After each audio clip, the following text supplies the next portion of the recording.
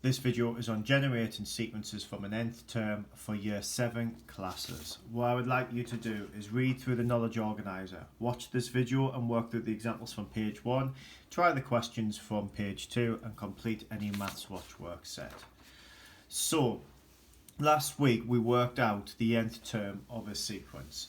Today we are going to be going the other way round and we're going to be working out the sequence when given the nth term. So if we have a look at this, the nth term for this here is 2n minus 1. Now this is a position to term rule, which means that if we substitute in 1, 2, 3 and 4 into here, we will get the terms for the first term, the second term, the third term and the fourth term.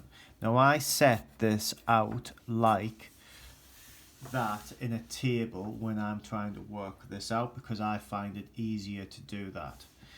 There is another way you can do it and I'll show you that in a second. Both of these ways will get you the right answer. So if we look at this, we substitute 1 for n into this. So we go 2 times 1, which is 2, and then we take away 1 and that gives us 1. We then go 2 times 2, which is 4, take away 1, which is 3. 2 times 3 gives me 6, take away 1 gives me 5, and then 2 times 4 gives me 8, take away 1 gives me 7. Notice my sequence here, 1, 3, 5 and 7. The nth term is 2n, that means that my sequence goes up in 2's, so I should know that anyway. Now, the knowledge organiser has this set out slightly differently, and I'll show you how we could do this. Alternative way of doing this is we say n equals 1, and then you go 2 times 1 minus 1, and that gives you 1. N equals 2, and you go 2 times 2 minus 1, and that then gives you 3.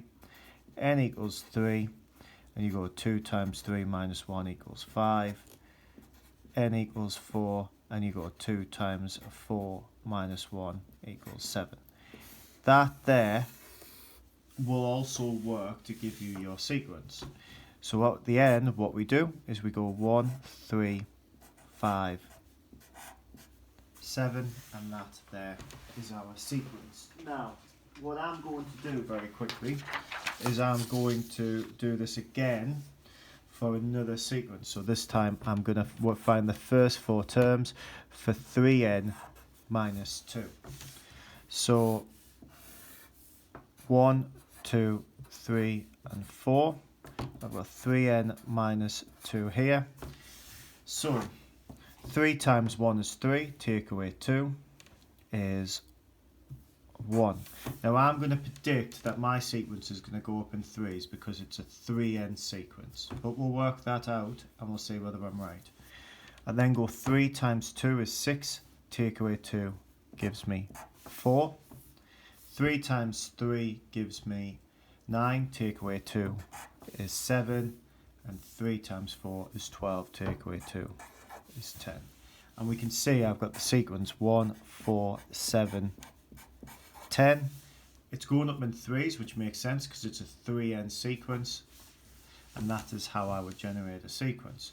Again, if you wanted to, you could do it the other way by going 3 times 3 minus 2 equals 1, n equals 2, sorry, that shouldn't be a 3, it should be 3 times 1 take away 2 equals 1. Then you can go 3 times 2 take away 2 equals 4, n equals 3, and you'd get 3 times 3 minus 2 equals 7, and n equals 4.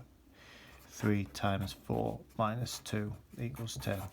Personally, I think setting it out in a table makes it a lot easier to do. So what I would like you to do is use this to complete the questions on the second page of your knowledge organiser and any maths watchwork set. Thank you.